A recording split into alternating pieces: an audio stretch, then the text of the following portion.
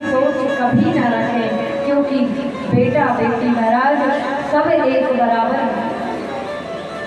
और अगर सब बेटा बेटा चिल्लाने लगे तो पता है क्या होगा कि सबको बेटा चाहिए तो बेटियां कहाँ जाएंगी।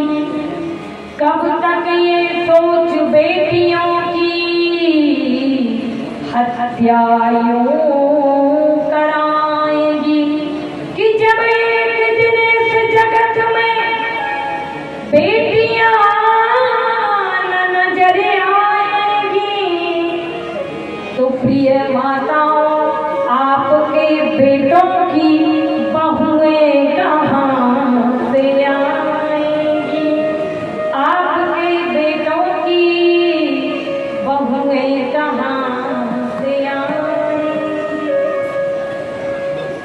तो बेटी के लिए दो शब्द हैं मेरे पास, आइए दो लाइन गुनगुना ही लेते हैं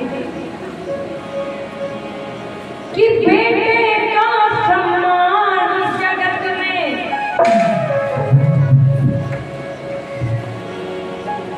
कि बेटे का सम्मान जगत में, बेटी का सम्मान दुनिया वालों मुझे बता दो बेटी क्या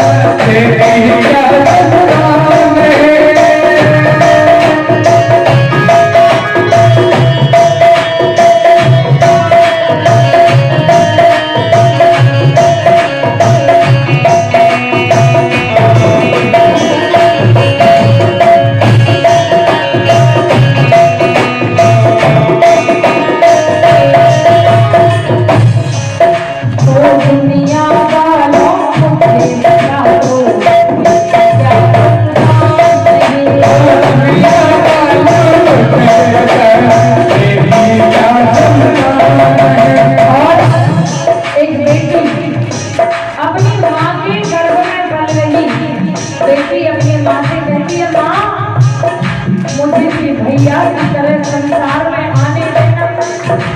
माँ हम दोनों एक बराबर हैं, वो बेटा बेटी एक बराबर, कोई बड़ा नहीं छोटा है। हर के समझे इन दोनों में छोटा है।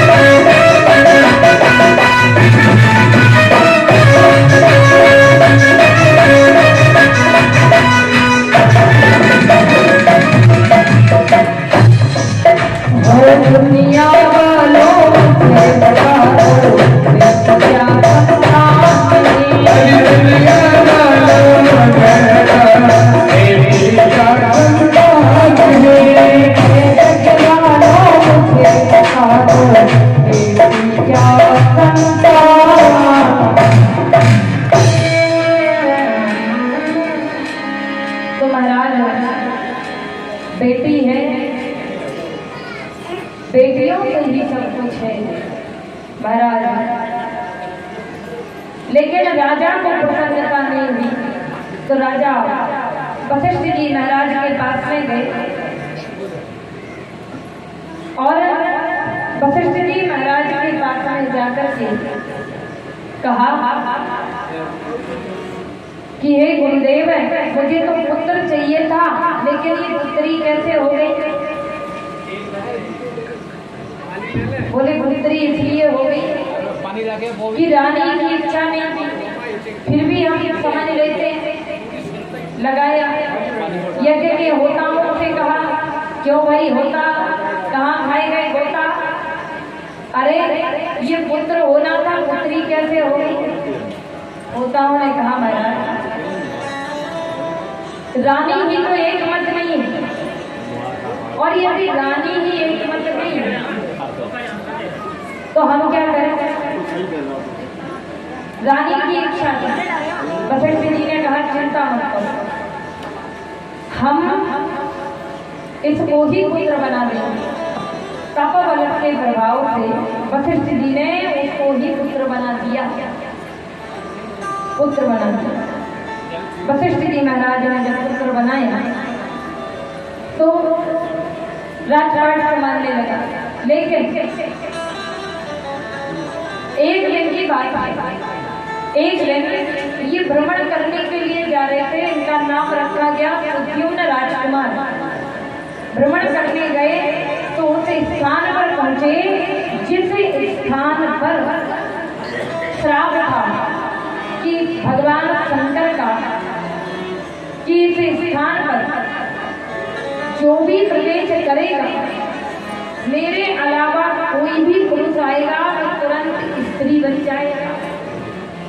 सुद्युम्न राजकुमार गए और जाकर के क्या देख रहे हैं कि वहां जाकर के राजकुमार पुनः स्त्री बन गए और जो घोड़ा था वो घोड़ी बन गया। अब वन में विचरण करने लगे। राजा को पता लगा तो राजा कहते हैं, राजा को पता लगा तो राजा ने कहा अब क्या करें? तो पुनः वशिष्ठ जी महाराज के पास में पहुंचे और वशिष्ठ जी महाराज के पास में जाकर के कहा कि हे वशिष्ठ जी महाराज, मेरा पुत्र तो स्त्री बन गया है, अब आप ही कुछ कीजिए। बोले वशिष्ठ जी महाराज ने कहा कि मैं अपने तपोबल के प्रभाव से इसको 1 महीने के लिए स्त्री और 1 महीने के लिए पुरुष बना दूं। महाराज वशिष्ठ जी महाराज ने ऐसे ही किया। आगे राजपाट संभालने लगे। आगे इसी सूर्यवंश में इक्ष्वाकु सरयाती नाम के राजा हुए, जो सरयाती जिनकी एक कमल लोचना कन्या थी जिसका नाम था सुकन्या। सुकन्या का विवाह ना चाहते हुए भी सरयाती राजा ने चमन मुनि के साथ कर दिया।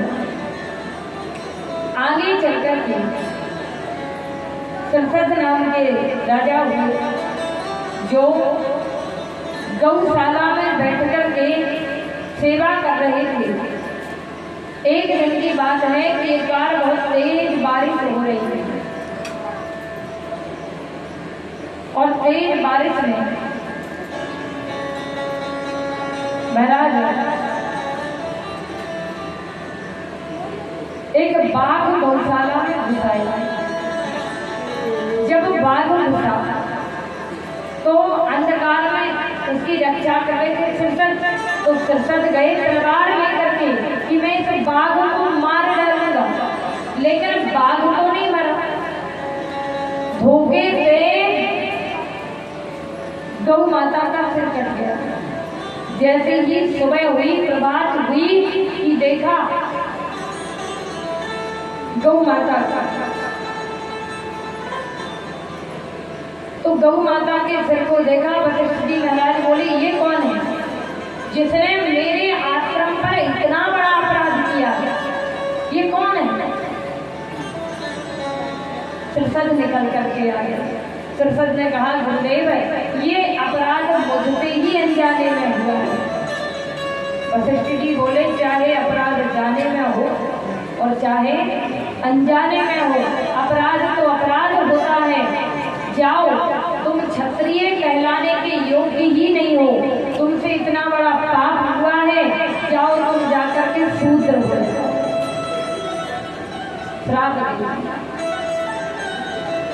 महाराज आगे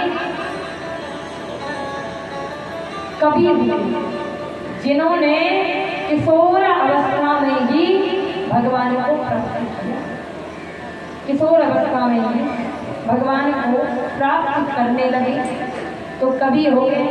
आगे चल करके बहुत से राजा हुए सूर्यवंश में। अम्बरीश नाम के राजा हुए जिन्होंने निर्जला एकादशी का व्रत रखा और दुर्वासा मुनि आए। दुर्वासा मुनि क्रोधित हो गए, कृत्या नाम की राक्षसी को प्रकट किया, लेकिन वह अम्बरीश को मारने के लिए दौड़ी। भगवान ने सुदर्शन से उस कृत्या नाम की राक्षसी को भस्म कर दिया और दुर्वासा मुनि के पीछे सुदर्शन चक्र था। 1 वर्ष तक दुर्वासा मुनि भटकते रहे और 1 वर्ष के बाद प्रभु के चरणों में आए, मुझे क्षमा कर दीजिए। तो कहा मैं तुम्हें क्षमा नहीं करूंगा, जाओ जाकर के तुम्हें अम्बरीश से क्षमा मांगनी पड़ेगी। ना तो सूर्यवंश में अम्बरीश जैसा राजा हुआ है और ना कभी होगा। अम्बरीश ही मेरा सच्चा भक्त है। जाओ, जब तुम मेरे भक्त से क्षमा मांग लोगे तो भगवान तुम्हें अपने आप क्षमा कर देगा। अम्बरीश से क्षमा मांगी और अम्बरीश ने क्षमा किया, भगवान ने क्षमा किया, क्योंकि व्रतों में सर्वश्रेष्ठ है एकादशी का व्रत। महाराज आगे बहुत से राजा सूर्यवंश में हुए हैं। अंशुमान नाम के राजा हुए जिनकी इच्छा थी कि मैं गंगा को पृथ्वी पर लाऊंगा, लेकिन ये गंगा मैया को पृथ्वी पर नहीं ला पाया। इनके बाद दिलीप नाम के राजा हुए। दिलीप नाम के राजा ने बहुत तपस्या की गंगा मैया को लाने के लिए, लेकिन वो भी गंगा मैया को नहीं ला पाया। आगे चलकर के भागीरथ नाम के राजा हुए। भागीरथ नाम के राजा ने बहुत तपस्या की और भागीरथ नाम के राजा परम पावनी पाप नाशनी माँ गंगा मैया के पवित्र पावन जल को गंगा मैया को पृथ्वी पर लेकर के आए हैं। बोलिए गंगा मैया की जय हो। और तभी से माँ पतित पावनी माँ गंगा मैया पृथ्वी पर है और हमारे पापों का नाश कर रही है। और महाराज गंगा मैया को रहना है, लेकिन गंगा मैया तभी तक रहेगी जब तक हमारी इस पृथ्वी पर धर्म रहेगा। लेकिन उसके बाद जैसे सरस्वती माँ विलुप्त हो गई है, वैसे ही गंगा मैया को भी विलुप्त होना है। लेकिन एक माँ और है, भगवती माँ नर्मदा मैया। सभी महाराज ये कभी लुप्त होने वाली नहीं है। और एक बार गंगा जाए, एक बार नर्मदा जाए। ये दक्षिण गंगा है नर्मदा मैया और ये उत्तर गंगा है। फल गंगा मैया भी जाकर के नर्मदा मैया में स्नान करती हैं, क्योंकि गंगा मैया जब सबके पापों को धोती है ना, तो एक दिन नर्मदा मैया में जाकर के गंगा मैया भी स्नान करती हैं, काली पड़ जाती है गंगा मैया पापों को धोते धोते, तो नर्मदा जी में आती है और माँ नर्मदा गंगा मैया को स्नान करा के, माँ नर्मदा मैया भी बहुत पवित्र नदी है।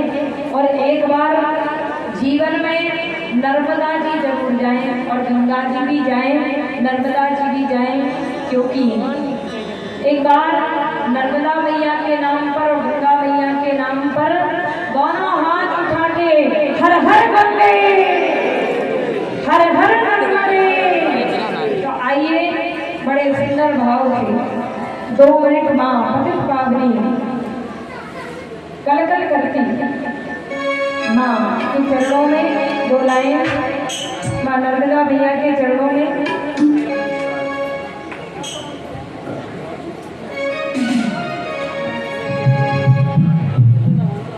खुद दिए रच गई हो नर्मदा की धार, दोनों हाथ पर उठाएं, बोलिए नर्मदा मैया की।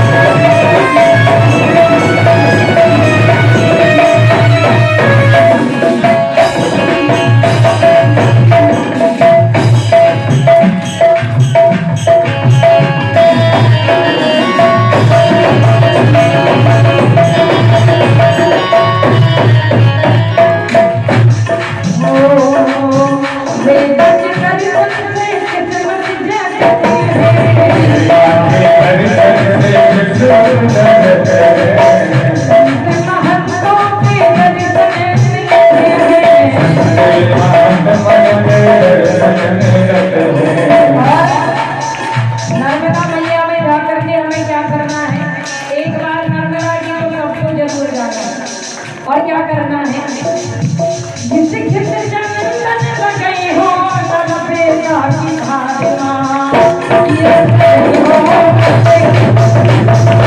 की